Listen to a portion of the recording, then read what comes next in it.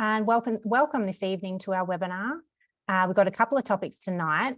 We are talking about the difficulties that people may be facing with their loans and interest rates coming up with the changes. We've also got a short segment on insolvency in deceased estates as well. And we've also got a segment at the end on changes to the consumer laws in relation to small businesses. So packed tonight with interesting information.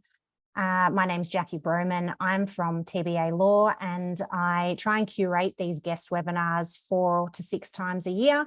So this is the first one for 2023. Welcome. You'll get a recording. We will take some questions at the end of each segment, although our time is fairly packed. So I'll see how we're going for questions, and we might then do a whole lot of questions after the recording at the end. For those attending live, you've got a Q&A or a chat where you can put your questions. So use those functions, and I'll come to those when we come to questions at the end of each segment. If you're watching a replay, best ways to reach out to us are either on our Facebook page, TBA Law. You can direct messages through there, or tbalaw.com.au, our website. On the Meet the Team page, you've got direct emails for myself and Ivy, and I can send anything through to Gino that you might have questions for, which moves us to the first segment. So our first guest tonight, Gino Potenza, has been working fairly closely with TBA Law for a fair while. Gino is a sole practitioner, Law Institute accredited specialist in commercial litigation.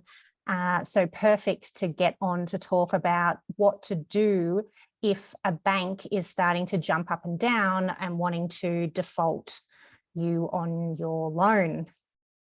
Okay. So let's go, Gino. Let's hear from you. All right, let me put my timer on because I know I've got 25 minutes. There you go. All right, well, welcome everyone. Look, before I get started, I just wanted to say thank you to Jackie and TBA Law for organising this webinar. I need to express some thanks to Rhea, who did these wonderful slides for me at such short notice. And finally, thank you to each and every one of you who've given up time. I know we had a number of registrants, but given that it's still 32 degrees outside, I'm sure you can think of cooler places to be tonight. Now, I've asked that the slides be provided to you, and there's also a flow chart which you can use as a takeaway following this discussion. And just to put it in context, an introduction of why Jackie thought this might be a good topic. We spoke several months ago, really, about what presentation we might be of interest.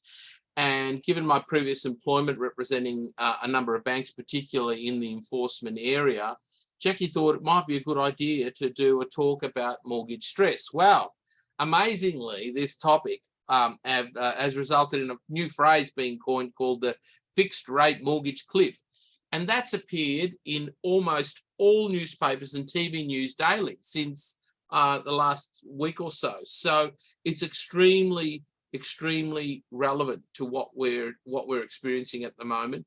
And the reason for that is that it's anticipated that between 800,000 and 1 million borrowers are going to come off fixed rate loans in 2023. What does that mean?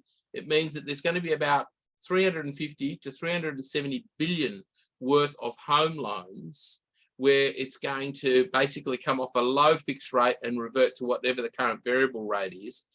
And that's going to see some fundamental changes in people's spending habits because they're going to have to tighten their belts. And we're going to see an increased activity in refinancing as people madly dash about before they get hit with these interest rates to try and refinance and cap their interest rates. And lastly, some are actually going to experience mortgage default. So what are we going to cover tonight? I wanted to canvass, because obviously different people have different perspectives. You'll have a borrower wanting to know what to do, and you'll have a financial advisor or a mortgage broker or a solicitor. But the kinds of issues we need to consider when clients come to us confronted with loan repayment difficulties are really quite specific, and we need to understand the factual circumstances about the loan and the default before we can really give them any credible advice. So where do we go? I could cover the common law defences, and in 25 minutes I can't do it. So tonight, what we're going to do is I'm going to canvass the options for a borrower to look at perhaps negotiating an outcome, applying for hardship or postponement or both. And in the event that they're not happy with the way negotiations are going, what other options do you have? And I'm going to look at the Australian Financial Complaints Authority. I'll be referring to them as AFCA as their point of sort of appeal, if I can put it to you that way, and where they can complain. Now, we're starting from very low interest rates, and what we're coming on the back of is 9 consecutive interest rate rises, last one in February of 0.25 basis points, which takes us to about 3.35. Now, most of us who took loans that are my age would know that when we took a loan out, it was 17.5%, and we'd be thinking this is still ridiculously low. The problem we have is that we were taking loans of $100,000 out, and now we've got loans of $500,000 or $1 million. So the net effect of an interest rate rise is going to be that a borrower who's got a loan, an average loan of $500,000, will be hit with a $1,000 potentially increase in monthly repayments. So that's a sort of problem and why it's really hit where it's hit. And the Reserve Bank's been quite vocal and quite clear about what it's doing. It doesn't have many tools. What it said is, it said in a statement, the decision to keep lifting rates was due in part to the recent inflation figures, which saw the annual CPI rise to 7.8%, the highest since 1990, and their desire is to reduce inflation to the 2 to 3% target band. Now, I don't know how they're going to do that without increasing it to something like 7%, but I heard on the grapevine today, someone from Bank of Queensland was saying they've got, I think 50% of their loan book at 2% at the moment, and they're anticipating it could go as high as 7% in the next 8 months. So this is a sort of issue, and why this is all very much in the press, and why we think it's relevant to have this discussion at this time.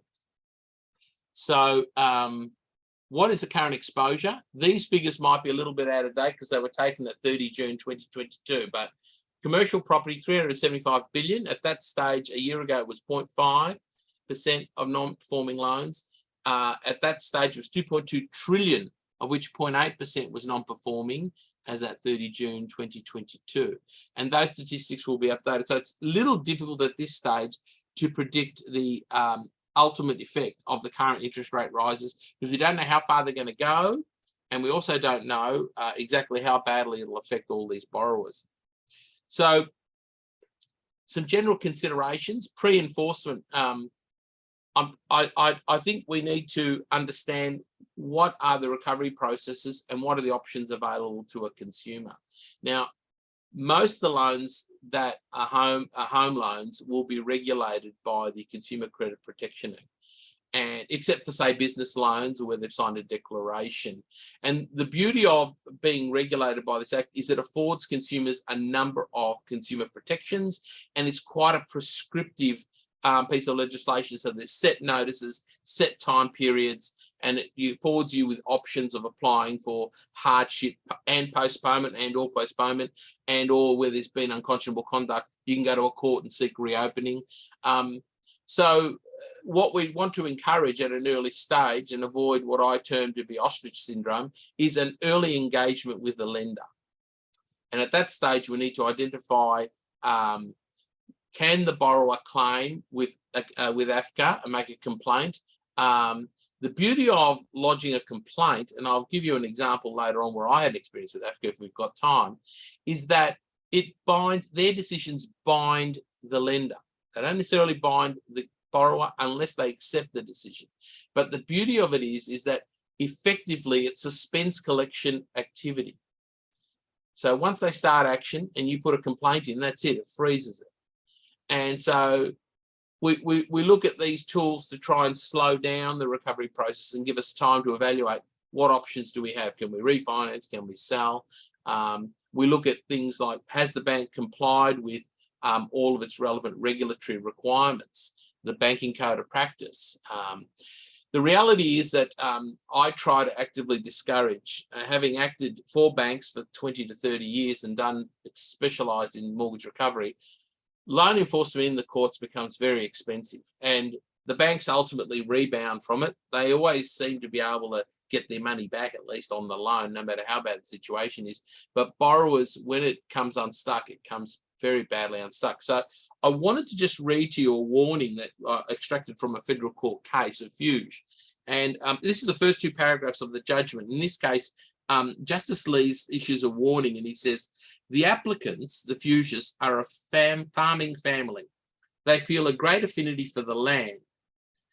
They have toiled and feel a sense of injustice at the prospect of the connection they have with that soil being severed. What follows is a tale of bad luck, miscalculation, and willfulness from which neither the Fuges nor the first respondent bank emerges unscathed. The difference is that for the Fuges, their miscalculation will have a life-altering effect, but for the bank, it will presumably recover the money it is owed and move on.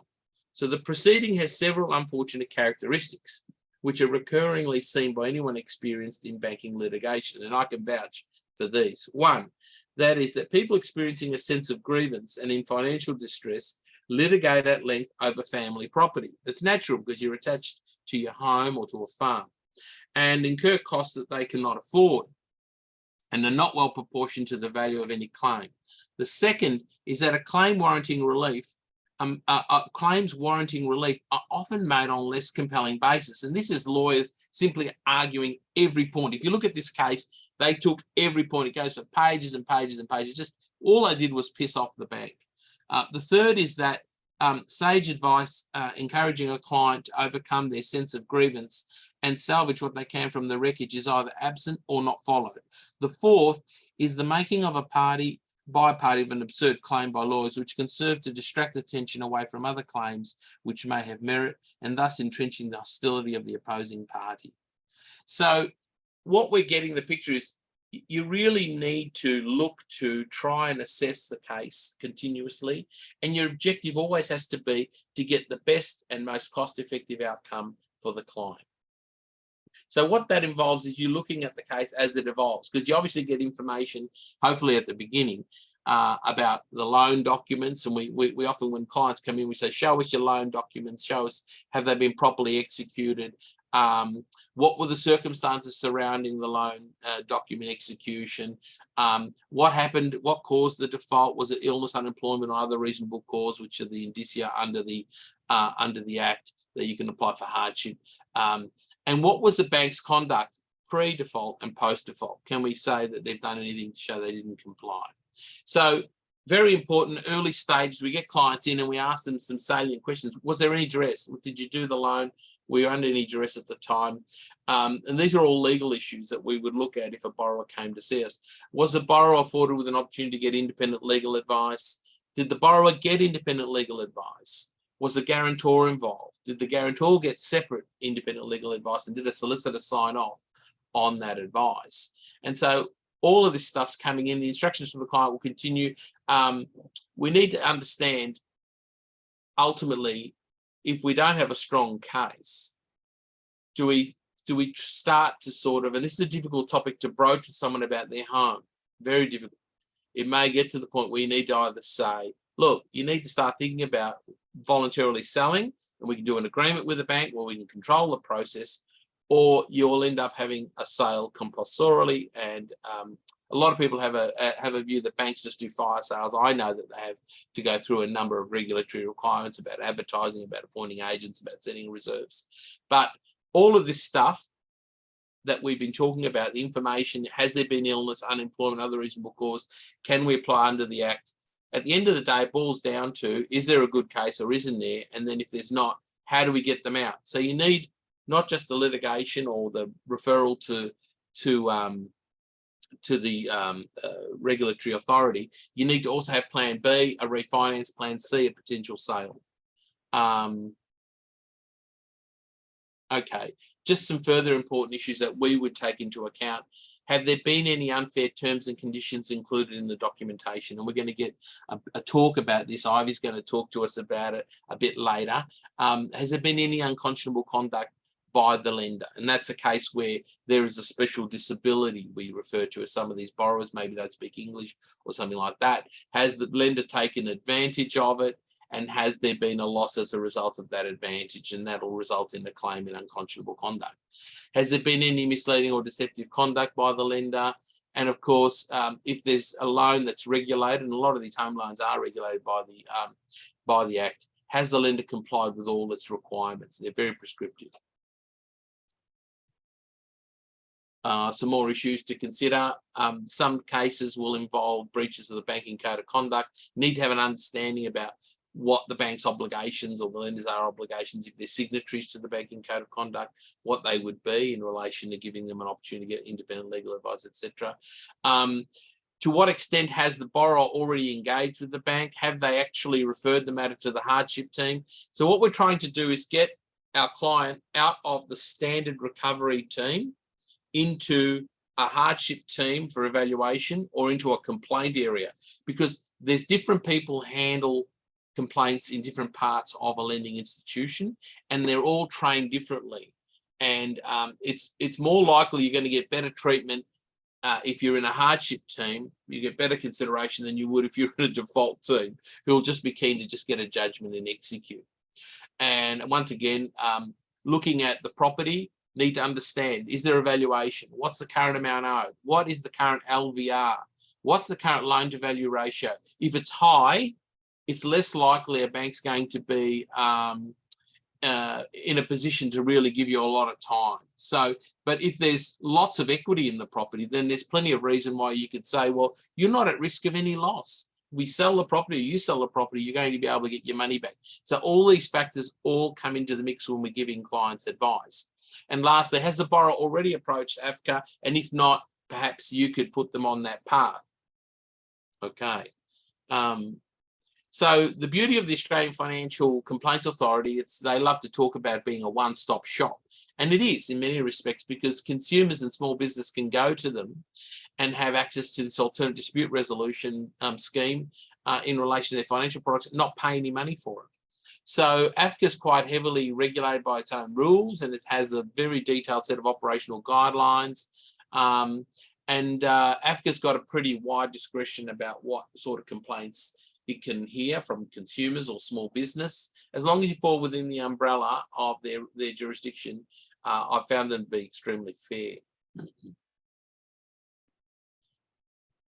Okay, what types of disputes can AFCA consider? Credit, finance, loans, credit cards, insurance, banking, deposits, payments, investments, financial advice, superannuation. It's all now under that umbrella. AFCA handles all of those complaints.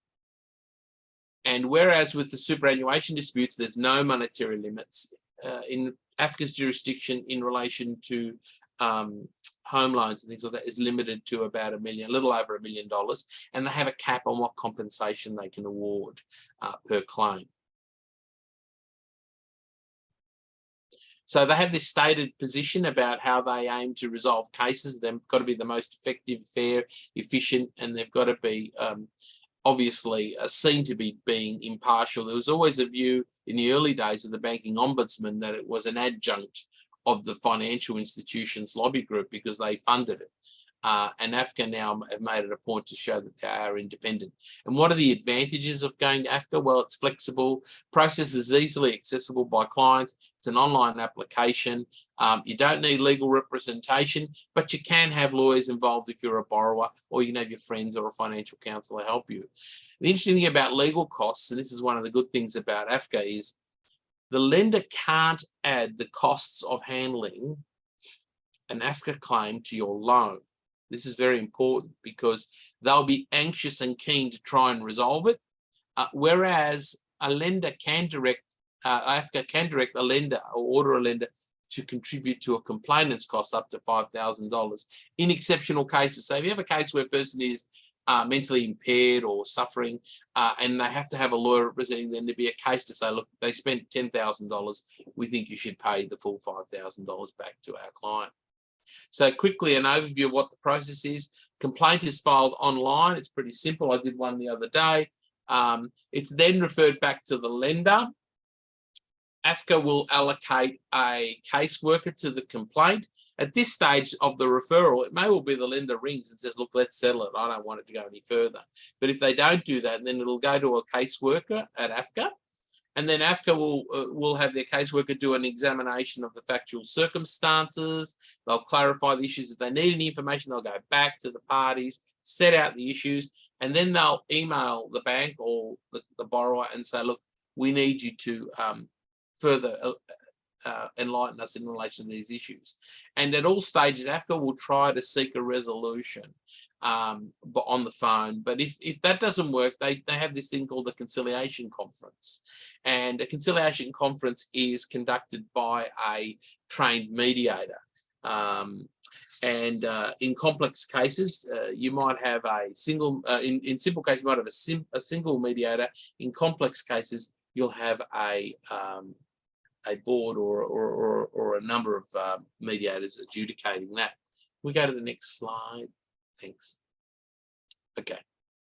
Now, at this stage, the mediator or conciliator will guide the parties about, look, I think if this goes on, I think this is what the outcome's going to be. Once again, trying to avoid a formal determination and giving the parties the opportunity to resolve it. If that doesn't resolve it at the conciliation conference, then, next slide, there'll be a preliminary assessment, and it may well be the conciliator mediator will ring the parties and say, look, I've heard the case. I think this is the way I'm leaning. This is what I'm going to do. And they may provide a preliminary assessment either verbally or in writing. But if the parties still can't come to an agreement, there will be a final determination by AFCA, which is then actually posted on their website. Only the lender is identified, so you as the borrower wouldn't come up. What would happen would be that the decision, if the borrower accepts it within 30 days, is binding on the lender. Interestingly, if the borrower says, oh, it's a crap decision, I'm going to litigate this, he's free to do so. So the good thing is, if your client's happy with it and decides to accept it, the decision's final and generally can't be appealed by the lender. So what are the advantages of going to AFCA instead of going off to the Supreme Court or the County Court? They're not bound by rules of evidence, so people can appear themselves and just state their case. They've got to be seen to be doing what's fair in all the circumstances. They've got to take into account legal principles. They've got to observe their complaint resolution scheme rules. They've got to look at the industry codes. And if they've got any previous relevant determinations that are similar to the current case, they've got to look at that as well. So once a complaint's lodged, this is an important takeaway from our discussion tonight, is to say to people, look, the beauty is they can't begin legal proceedings, they can't continue legal proceedings, they can't execute on a judgment or pursue debt recovery, they can't execute on a default judgment or continue as a mortgagee in possession, even if they've taken possession of the house, without seeking permission to sell the property which is the subject of the dispute. So what are your final takeaways from this? When you're approached by borrowers in financial distress, often they're not thinking logically. Their most prized possession, their home or their farm or whatever it is at stake. And my experience has been over 95% of cases, once we issue them, are not contested because people experience what I refer to as ostrich syndrome. And that means they bury their heads in the sand, and the next thing you know, there's a judgment and a warrant issued, and we've got the sheriff knocking on the door. But the idea is to encourage them to come forward as soon as possible. Get instructions, get full comprehensive instructions, look at security documents, default notices. If there hasn't been compliance, it gives you something to argue about, some leverage. So that's the key for us as lawyers. But the practical part of this is that, as I said earlier, getting the best results, the best outcome with the least expense. So next slide. So encouraging them to act early, referring them to the bank's internal alternative dispute resolution process, getting up a hardship application and or a postponement application early. And then if that doesn't work, let's refer it to AFCA. You know, you don't need to go do anything more than get them to fill out the form. The idea is to maintain pressure on the lender and slow the process down whilst you figure out the best way out. And that might be my recent experience has been we just refinanced a lot of these deals. And particularly with a residential home, that's their first preference. And so I work in conjunction with a number of finance brokers, and I tell them at the outset, I've got this client, I need you to see him straight away. We need to get this underway. So you have to have plan A, plan B, and then plan C if it's got to be a potentially a sale. And that's the difficult thing. Counselling clients about a voluntary sale of their home is very difficult. But what I say is, if you can negotiate, if there's no way out of this, it's not a strong case, and if AFCA make no findings in your favour, then the best thing you can do is control the sale process. And the beauty of that is you get to stay in the property until you sell it and you settle it, which you could argue should be 30, 60, 90 days. 120 is a bit hard. And then it avoids the embarrassment, and the borrower keeps some dignity because they feel like they've had the control of the sale process, as opposed to having a sheriff. And in the olden days, the sheriff used to go in and put all their property on the street. They don't do that anymore. You had people driving by picking up couches as they went. Now, how am I going for time? Do I have time for an example or not? Jackie, you're the adjudicator. 23.49 minutes. No. She doesn't want to say. No, I was on mute. What do you reckon? Can you do it in 2 minutes? I can do it in 2 minutes. I promise I'll do it in 2. Well, this is my own case. I had a problem with the NAB recently in relation to a credit card dispute, and we basically booked a holiday to Hawaii, and we had some fares paid to it was STA, which went into liquidation. Anyway, to cut a long story short, because of COVID, the flight didn't happen because we were locked in. So shortly after that, STA went into liquidation, and we were waiting for the liquidator to tell us whether they're going to pay us any money. And it took them over a year. So between the time when we booked the flights, January 2020, and the time when the liquidator finished his investigations, 25 November 2021, he wrote to us and said, I don't have enough money to pay everyone. I've picked these people. You're not one of them. So what we suggest you do is contact your bank, and you might be eligible for a chargeback. So I thought, okay, we've got no choice.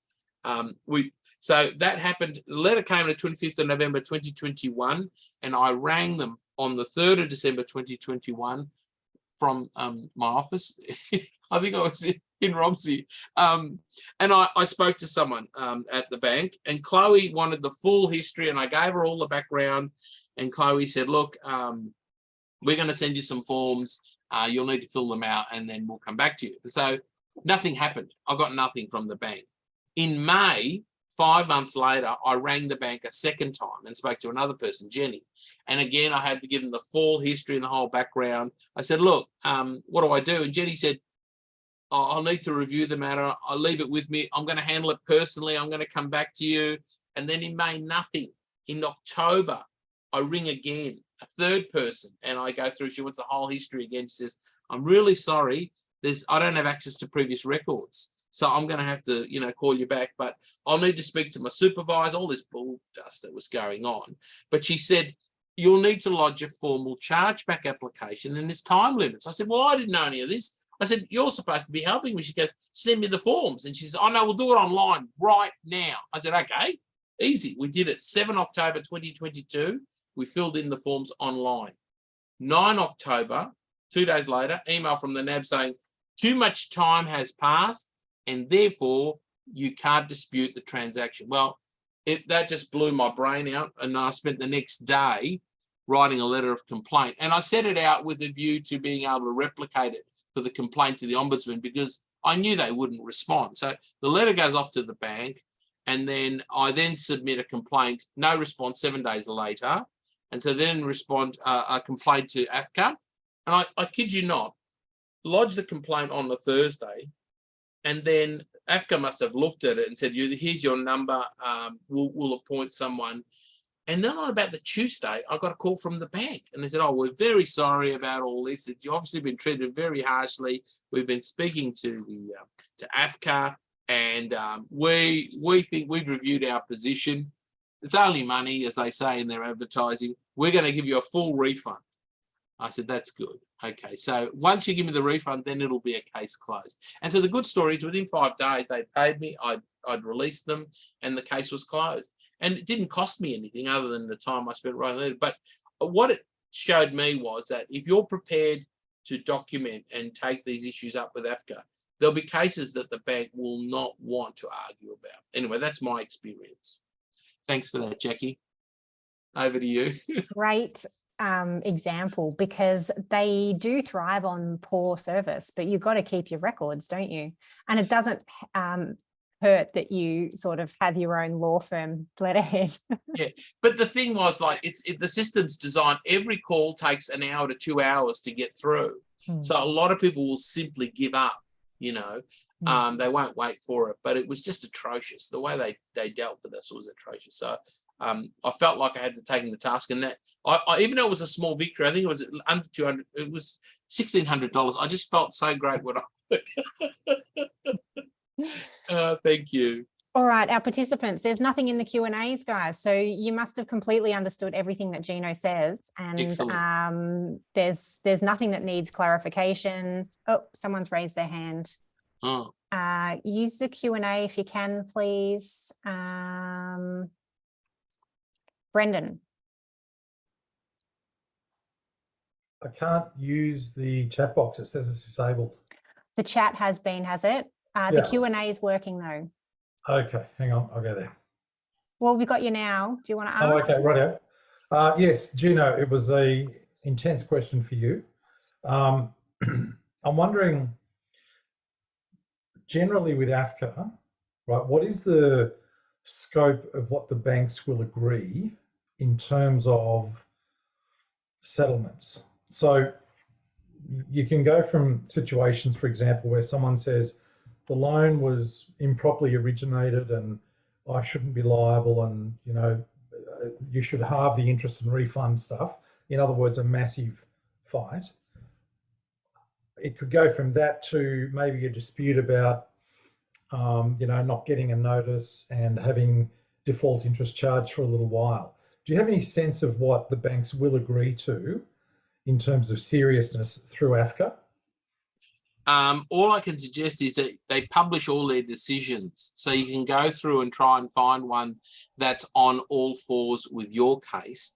But the reality of it is, when you go before courts and you're arguing about, say, a $500,000 loan, which with interest has increased to, say, 700 or whatever, courts are not going to normally allow a borrower to walk away from a $500,000 the loan. I mean, it's inequitable. So my experience has been that their jurisdiction, they say, look, we've got a compensation limit of $542,000. Right? You're not going to get any more than that from AFCA, right? What they will order will always be tempered by, you know, what's reasonable. Did the bank act too quickly, or did they continue in circumstances where they should have waited the outcome of a hardship application? In other words, I commonly see reversal of interest. I see a reversal of legal costs being awarded. That sort of thing is quite common. Then to say to someone, look, I'm going to order you $542,000 in compensation for pain and suffering, I haven't seen that very often. So it's very difficult to escape liability, because as long as the security's been validly registered, it's hard for you to get out of it incompletely, but you can get concessions. The idea is not to allow the legal bits to overshadow how strong your client's case is. In other words, whilst there's a stay on the bank taking any action, fees and interest continue to accumulate on the facility. So you might have a complaint that takes 2 years to resolve, and then it doesn't get anywhere, and you've got 2 years worth of interest and fees and costs added to your loan. It's not in the client's interests. Does that help? Yes, it does. A follow-up on that you were mentioning that it's a two-stage process. The first is where they have an informal resolution conference, I guess. And the second one is, if that fails, it will go to where AFCA makes a finding. And the published decisions you were talking about were those, the second stage ones. Yeah. What sort of synchronicity is there between, I guess, what the banks will agree to in the first stage versus what AFCA finds in the second stage? Is it, is it effectively that the banks are agreeing and seeing the writing on the wall? So there are not that many written decisions, or how does it work? Well, my experience has been the banks are signatories to the Banking Code of Conduct, and they're signatories to AFCA. So they basically agreed in principle that they'll accept whatever AFCA's findings are. So if their preliminary findings are, look, you're going to go down on this and that, it's quite likely the lender will come to you before a final determination and say, look, we're going to reverse all our interest in this period, and we're going to reverse all our higher interest in this period, and we're going to give you back all your costs and expenses to help you. And we'll assist you with your costs. We'll give you $3,000 or $5,000 for your costs. So the bank does listen to it because they have to, and they have to be seen to be doing the right thing. And so my experience has been AFCA wields a pretty big stick, and the banks generally take heed of whatever AFCA says. One more quick question, Gino. Mark has submitted this one, and Mark is a mediator. So he's coming from that perspective in some ways. He's asking, in the mediation or conciliation conference, is the mediator making a decision, advising them what they think is the best way forward, or is the decision still left to the parties in the mediation? I think the mediator is trying to mediate the dispute and leave it to the parties to make the decision. Yeah. Otherwise, you're not a mediator. No. And so then they're putting forward their report, which then AFCA uses for a decision. Yeah. I think that, the reality is they might come to a conclusion and say, look, I don't think your argument's going to stick. And I think you should consider, resuming repayments or selling the property. And then people don't want to listen to it, they'll get a final determination. Similarly, if they find the bank's acted improperly, I think they'll tell the bank, look, I think, you should probably do what's fair in the circumstance, and that is waive interest for this period, add costs back, refund costs back. That's a very common outcome. But the mediator, I don't think during a mediation, the mediators seek to make decisions at all. Yeah. And thanks for those questions. I will open everyone up to be able to talk at the very end once we finish the recording. We're going to keep pushing on now. Thank you, Gino, so much. Right. I'm going to give a quick part of the presentation now on deceased estates insolvency, primarily because sometimes being under financial pressure can cause people to do things that they wouldn't otherwise do, such as take their life, for example. And I have had one of those recently, and then it's working out, well, what can we salvage here? What is in the estate? What has to be paid? What goes away? What do the executors become responsible for? What they don't? And I introduced myself very briefly at the start. TBA Law is my firm. I'm an accredited specialist in wills and estates. So you've just heard from Gino, who is accredited in commercial litigation. Wills and estates is my thing. So just quickly, it's also about quarantining what is in the estate and what's not. So it's important to know that superannuation and life insurance does not form part of the estate if it's not directed in there. So very quickly, when an estate looks like it's insolvent, we have to make sure that the super and the life insurance is not paid into the estate, and that it's quarantined and paid directly to beneficiaries or otherwise. What has to be paid out of the estate is definitely funeral expenses, legal costs, and reimbursements to executors. So those things always come first. And then it's looking at, well, what then is the next order of who gets paid, and secured finance is always the next, and then unsecured finance to the very end. So no one actually becomes responsible for debt in an estate if an estate is insolvent. So that's lucky. The family doesn't have to inherit debt, and nor do the executors become responsible for debt, so long as they do everything that they have to in terms of paying those first three things as far as they can, and tax. Basically, and this quite often happens, we write to credit card holders and other debtors and we say, well, sorry, there is no money, go away. So it's an interesting point to know about, particularly because we've quarantined super and life insurance. There's not much more I really want to say about that. I just really wanted to highlight that as a little important piece in the middle there for people to start switching their brains over to our next presenter. And again, I'll take questions at the end. So we're now going to shift over to Ivy. I'm going to stop sharing. Ivy's going to control her own slides. Ivy is a solicitor who works with me at TBA Law.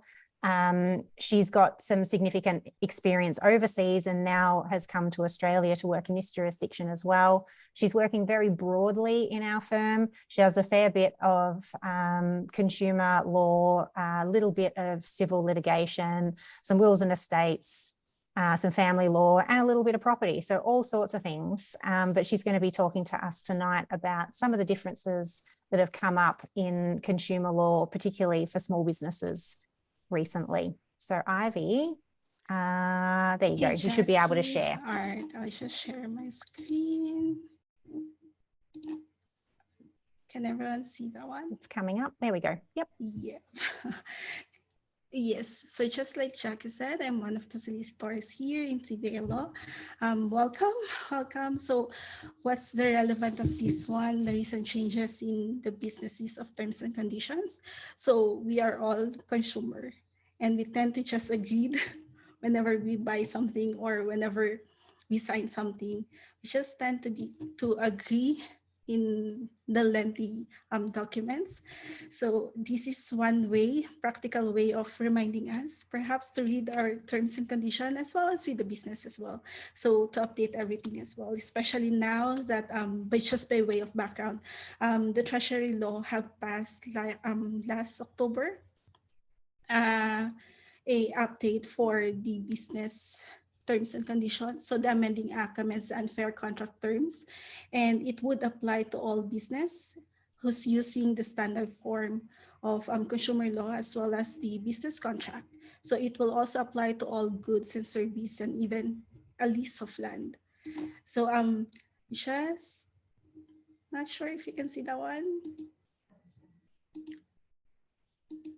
Usually seeing it. So the key changes under the unfair contract terms reform or the UCT are under these 4 categories. So we got small business protection. So there is a wider scope of application when it comes to business protection. We also got a civil penalties, introducing a higher maximum penalty as compared to what's happening right now. Then we also got a court powers, which expands the court powers, and the UCT reforms also provided exemptions and excluded categories. So we'll go first with the small business protection. In the small business protection, so currently what's happening is small business is being defined as a company or a business with which we'd have less than 20 staff and an upfront price of either on the contract for, let's say for a contract of 12 months, less than 300. And for the contract of more than 12 months, they should have 1 million. There should be 1 million. But with the current new, with the new reform, there will be less, small business will be considered if you got less than 100 staff, or, so you can see the difference now. Previously, what's the current regime right now? We got an end. So it's either you got 20, so it's 20 staff and the upfront price, but currently we only got less than 100 or has a turnover for the last income year of 10 million, less than 10 million. As you can see in the new regime or in the new reform, it will remove the contract value threshold, which is the 300 and the 1 million. Instead, it will just be less than 100 staff or a turnover of less than 10 million a year. So in to be considered also a business, small business, it does not limit to full-time employment, but also part-time employee can be counted as appropriate function of the full-time employee. Another UCT reforms would be civil penalties. Like I said a while ago, there will be higher penalties imposed once the UCT reform will operate. So with the penalty, it's actually 5 times greater to what is imposed right now. As you can see in the slides, with the current regime for individual alone, we got the penalty is actually just 500. So if you have breached the, if you put, let's say, a contract terms or unfair contract terms for individual, you can be penalized for around 500. But with the current regime, it's around 2.5 million. So as you can see, it's 5 times higher. And also for the company, currently it's around 10 million for the penalties. But once the UCT reform will operate on November, it will be 50 million for if you breach that one. Then if the money determined, or if the amount of breach is determined, the company can also be held liable 3 times the value of the benefits obtained. And if ever that the company is not, if the returns were not benefit, or the benefits were not, cannot be determined. So with current law, the value should, it will be equivalent to 10% of the annual turnover of the company. But with the new reform, it will be equivalent to the adjusted turnover of the company during the breach of turnover period. As you can see, there is an introduction. Sorry. As you can see, there is an introduction of the adjusted turn period and the breach turn period. So for everyone who doesn't know what is an adjusted turn period, basically that's the total value of all the supplies made by the body corporate, and the breach turn period would be when is the time where the breach committed until the time it ceases. So what's the significance of this one? It may be a higher penalty for the company if ever that you have breaches that one, and it's going to be a significant financial penalties for the company. So you might ask, what if I only had a breach for like few months? Will that be from let's say January to April? So would that be just for January to April? Actually, under the law, it's a minimum of 12 months. So if you are breaching less than 12 months, your breach will be considered as 12 months period. Another thing that can be accounted with UCT reforms is the court powers. So the court now, with the new city reforms, the court powers will be broadened up, will be strengthened as well. So because currently what's happening is that with the current regime, the court can only decide if there is a UTC, they can only decide it will be void. So there is no really, it will be void and unenforceable. But with the new reforms, the court can make more flexible orders. So the court now can vary, void, or refuse to enforce the contract. They can also ask, they can also mandate injunction in here to stop the use of that unfair contracts or unfair terms that was used in the contract. And similar, like they can also injunct or stop the use of those similar terms that are used in the contract. Then the reforms also clarified that in considering in considering whether the contract is, because usually the court will only decide with the standard form contract. So what's a standard form contract? It's usually the take it or leave it, wherein the consumer will not have any power or will not have any say as to the contract. So basically that's it's pre-written, sorry. Basically it's a pre-written contract by the business. So with the expanded jurisdiction or with the expanded power of the court does not only consider whether it's a standard form contract. They must not just rely whether it's a take it or leave it form, but the court can also consider, has the power to declare if it's a contract or a standard for contract, even if the consumer will have, even if the consumer will have a power to negotiate, even if in a minor one. The court can say that there is an unfair contract if, let's say, parts of the contract were actually altered by the consumer. So it will depend on the variety of situation. And with the new reform right now, the court has given a broad power, a broad discretion as to what they can do if ever that it will be considered as an unfair contracts. Another thing is with the reforms, we were given an exemption as well as excluded categories. So with the exemption, aside from the current exemption right now, which is if the contract would have a defined terms, or if the contract would just define the matter as a subject, it will not be considered void.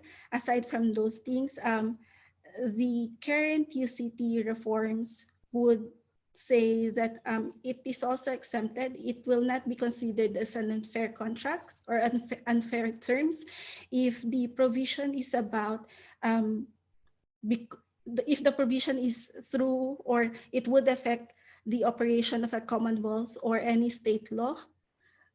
So it will not be considered, even if, let's say, the consumer would say, oh, it's unfair for me. But if the state law or the commonwealth law would say that it's actually mandated to be included in the contract, then we cannot do anything about that one. So additionally, for the excluded one, there are certain excluded businesses that are not included in the UCT reforms. So such as the operating rules for licensed financial markets. These are the like ASX Limited or something. Then another thing is for the operating rules of license clearing and settlement facilities, real-time gross settlement system approved as payment, and certain life insurance. So you might ask why certain life insurance is not included, whether they can ask for more than like interest or something more interest. Certain life insurance are considered excluded in order to ensure the positive consumer outcome. So you might ask, so what are the examples, or what is considered as an unfair contract or unfair terms? Basically, unfair terms is if we have an imbalanced power when it comes to contract. So let's say an example would be, you entered into a, let's say, service, then it prevents you to terminate the service. But that can be considered as a unfair terms, or if ever that it allows you to terminate the service, you might need to pay a certain penalty or a higher penalty as the usual ones. So those are things, those are example of unfair terms under the new law. So what now? So the UCT reform will come into effect on 9th of November 2023. So the existing regime will still continue until up to 9th of November. However, new contract or even an existing contract that is renewed, or existing contract that will incorporate any variation, so it will be subject to the new UCT reform. So you need what's the takeaway in here? We need to read their contract. We need to read, even if it's a long one, we need to read, because basically that's where our rights lies on. Then for the small business, we would suggest, given that we get a higher financial penalties in here, we would suggest to review and update your contract, and if in doubt, seek legal advice, and will definitely help you to update the contract according to the UCT reforms. So yeah, that's it. I'll end. How do I end this? Good. Thank you so much, Ivy. We're going to open up to general questions. For those watching the replay, again, you can contact us directly either through our Facebook page or website. Myself and Ivy's emails are available on the Meet the Team page on our website. And if you want to shoot any emails over to me, if you want to get in contact with Gino, you can do that through me as well. But I'm going to